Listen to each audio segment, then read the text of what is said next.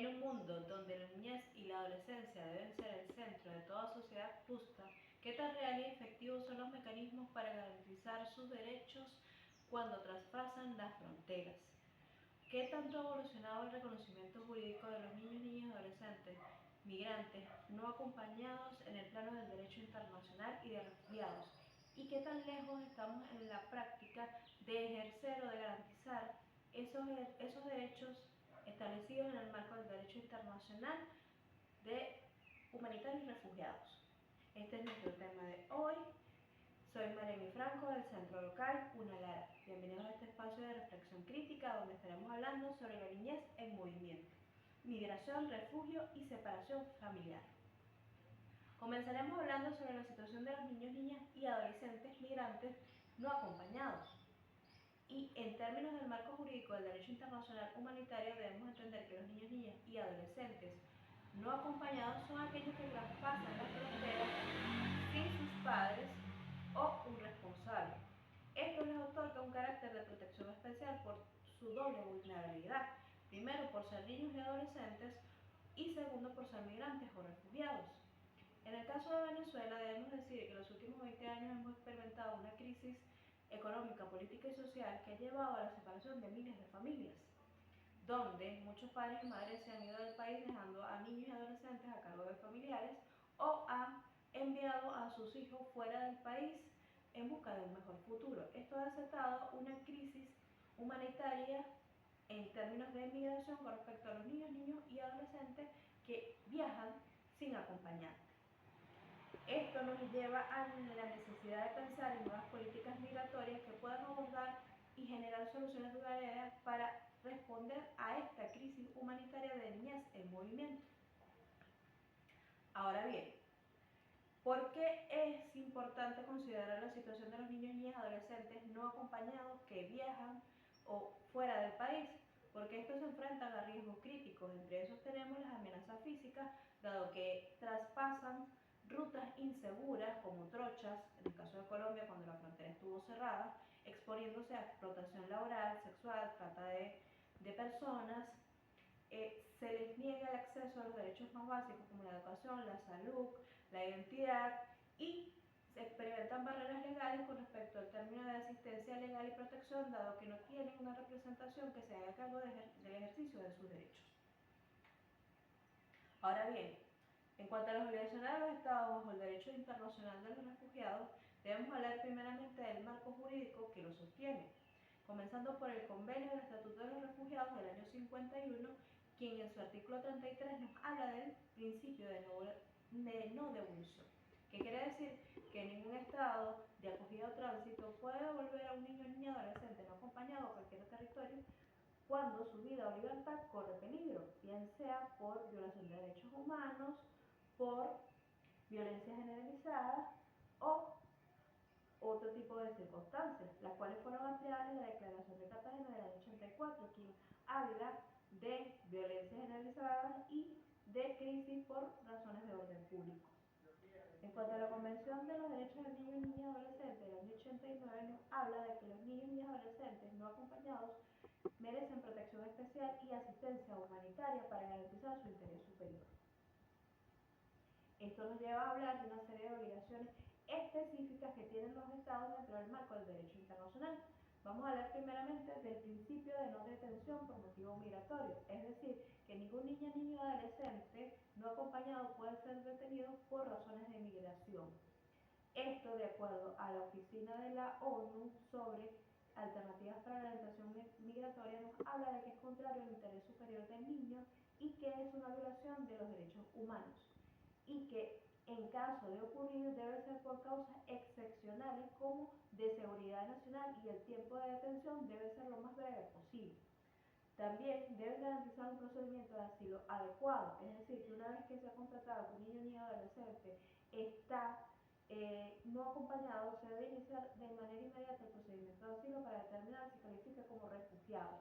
Y para ello debe brindársele representación legal gratuita, un intérprete si es necesario, valorar la situación familiar, realizar entrevistas estructuradas acorde a su edad y madurez y dar una respuesta en un lapso razonable.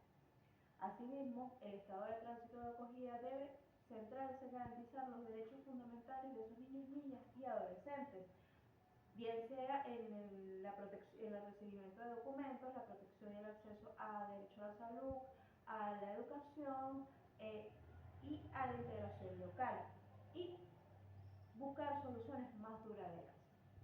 En este contexto se debe evaluar la posibilidad de una reunificación familiar si en el país o en Venezuela existen familiares que puedan hacerse cargo siempre que sea posible y segura. Y si no es posible, en el reasentamiento familiar, buscarle hogares de acogida, lograr la integración local y respetar su identidad y su cultura. En cuanto al derecho a la identidad bajo el derecho internacional, hablamos de este tema porque recibe bastante importancia. La mayoría de los niños, niñas y adolescentes que viajan y no están acompañados, generalmente lo hacen sin sus documentos de identidad o los extraviaron en el camino.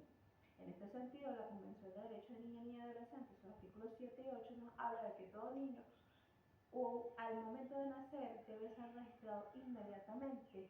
Tiene derecho a adquirir un nombre, a mantener sus vínculos, de ser posible y siempre y cuando sea en favor de su interés superior. En este sentido, los estados que reciben a niños, niñas y adolescentes no acompañados están en la obligación de registrarlos inmediatamente y de garantizar que su situación migratoria se regularice. En consecuencia, deben proteger su documentación o ayudarlos a reemplazarlo en caso de extravío o daño, así como intentar buscar la reunificación familiar si esta fuera posible y siempre y cuando sea a favor del interés superior de ese niño, niña o adolescente. Además de intentar garantizar que ese niño y adolescente que ha sido desarraigado de su lugar de origen pueda conservar su identidad cultural, religión y idiosincrasia. Hoy en día podemos ver en muchos videos de muchas escuelas de niños venezolanos en otros países donde hacen exposiciones sobre Venezuela, y eso es una manera de garantizar la cultura y el arraigo a sus creencias.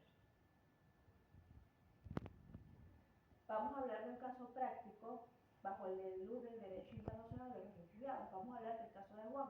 Juan es un niño de 13 años del estado Zulia, cuya madre fallece por falta de medicamentos y su padre es un alcohólico que es violento y lo deja a su suerte.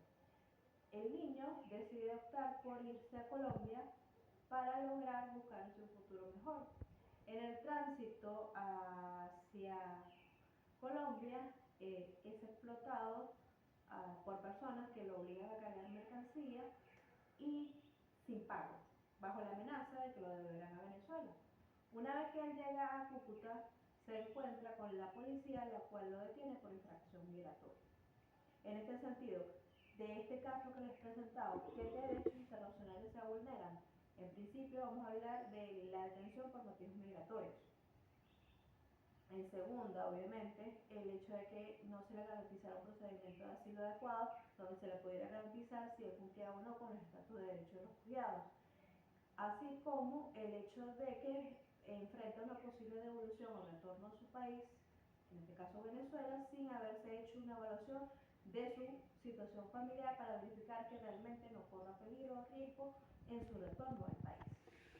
¿Qué respuesta es necesaria para las obligaciones del derecho internacional de los refugiados para el caso de Juan? En primera, nunca debe haber ocurrido la detención por motivos migratorios, sino que el niño, o en este caso el adolescente, debió ser enviado a un centro de protección para niños, niñas y adolescentes. Allí se le debió dar una representación legal gratuita que lo asesorara dentro del procedimiento de asilo para determinar si calificaba como refugiado, que considerando las situaciones de emergencia humanitaria que vive Venezuela, dado que enfrenta violencia generalizada en su hogar producto de su padre alcohólico, él califica para recibir ese estatus. Asimismo, tenían la obligación de inscribirlo con su nacionalidad en Colombia, respetando su nacionalidad de origen, y garantizarle accesos a la educación, a la salud, sin ser discriminado por su estatus de migración o refugiado. Bien, ¿cuál es el el derecho internacional. En este caso, cuando hablamos de ACNUR, de la Organización Internacional para las Migraciones y la UNICEF, podemos hablar de que su trabajo debe ser tanto en Venezuela como en los países de estado y de tránsito, porque deben fortalecer los planes de atención para garantizar la reunificación familiar y la unidad familiar para evitar este tipo de separaciones que han generado la crisis de niños en movimiento. Además de coordinar con otras oficinas regionales para responder a las necesidades de los países en tránsito.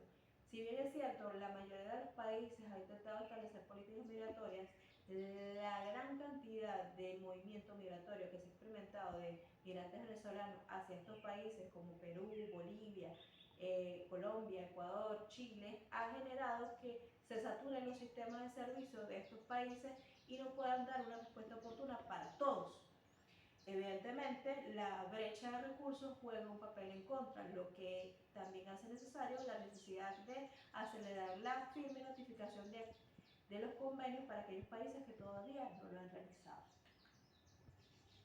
Para cerrar, tenemos que decir que la niñez o cada niño, niña, adolescente migrante no acompañado tiene derechos reconocidos en el derecho internacional y que estos se deben de garantizar.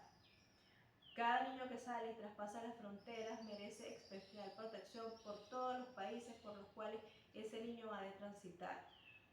Debemos entender y tener que el interés superior del niño y adolescente siempre debe privar a la hora del ejercicio de sus derechos y entender que si no es posible darle la protección al abrigo, buscar un tercer estado donde se pueda hacer un reasentamiento seguro o la reunificación familiar si esta es posible y segura.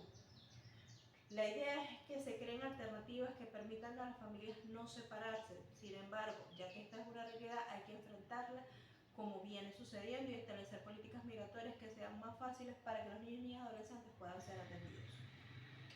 Para finalizar, me despido con la siguiente reflexión.